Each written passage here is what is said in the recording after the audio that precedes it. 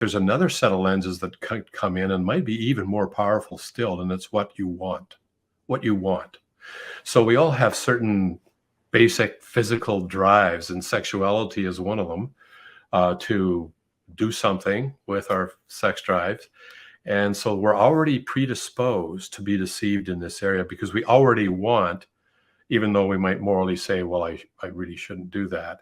But there's this innate desire for, let's say, for a man who might be happily married, might notice and work with and get to know other women who occasionally one of them might be very physically attractive as well. And so there's this, let's call it the animal instinct, this physical drive to want to mate with this person over here.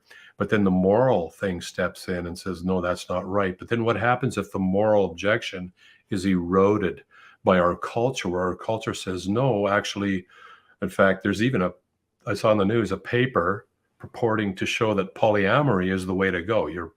And so I went and read a certain amount of the paper. It was its abstract or a summary of it. And I could see, well, wait a sec here. No, this is an example of what you would call a really poor academic paper, where they have not looked at other factors that evolve as a result of numerous sexual activities with lots of different partners. Is what does that do to the family unit? What does that do to the children who you're trying to raise within that environment? And what is the long-term effect for culture? None of that was considered.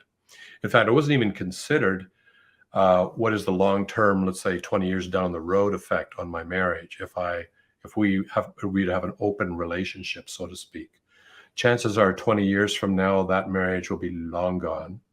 But that's where the study obviously never went. It was just looking at the immediate returns. And that's another deceptive move. A major area of deception today is to look at the short-term consequences or the short-term benefits and don't pay any attention to the medium or long-term consequences. We're just naturally most reactive to short-term things. And so in the short term, something might look really good. In the long term, it might provide the collapse of a civilization.